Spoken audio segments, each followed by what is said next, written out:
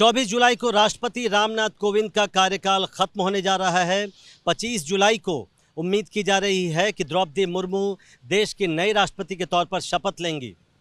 राष्ट्रपति पद से हटने के बाद किसी भी व्यक्ति को एक मकान वो उसका हकदार होता है और राष्ट्रपति रामनाथ कोविंद के लिए जो मकान तय किया गया है वो है दिल्ली का 12 जनपद बंगला जो अभी तक रामविलास पासवान, स्वर्गीय रामविलास पासवान के नाम से जाना जाता था, जिसमें वो 31-32 साल उन्होंने अपना समय बिताया अलग अलग मंत्रालयों के मंत्री के तौर पर। और अब ये बंगला जो है 12 जनपद वो रामनाथ कोविंद को दिया गया है। रामनाथ कोविंद राष्ट्रपति पद से हटने के बाद यानी राष्ट्रपति भवन से हटने के बाद इसी बंगले में रहेंगे अपने परिवार के साथ। इस वक्त जो ये बंगला है उसमें रंगाई पुताई और साज सज्जा का काम चल रहा है।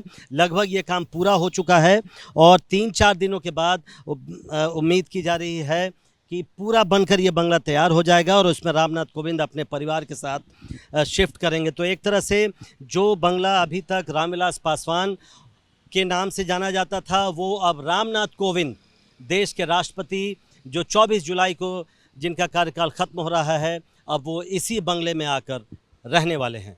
रामनाथ कोविंद दलित समाज से आते हैं और इसे संयोग ही कह सकते हैं कि उन्हें जो बंगला आवंटित किया गया है जिसमें वो राष्ट्रपति पद से हटने के बाद रहेंगे वो रामविलास पासवान के नाम से है। रामविलास पासवान जो खुद एक बड़े दलित नेता के तौर पर, देश के बड़े दलित नेता के तौर पर जाने जाते थे और दलितों के उत्थान में दलितों के मुद्दों को वो बार बार उठाते थे, उनके बंगले को ही उन्हें दिया गया है। तो इसे महज संयोग भी कह सकते हैं। लेकिन बार बार चूँकि एनडीए सरकार ने जब रामनाथ कोविंद राष्ट्रपति बने थे तो ये बात कही गई थी कि एक दलित को राष्ट्रपति बनाया जा रहा है और रामविलास पासवान का ये बंगला अब उनको दिया जा रहा है।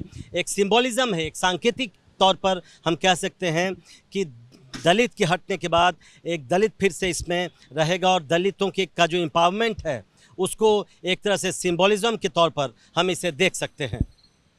कैमरामैन मनोज त्रिपाठी के साथ प्रशांत, एबीपी न्यूज़, दिल्ली।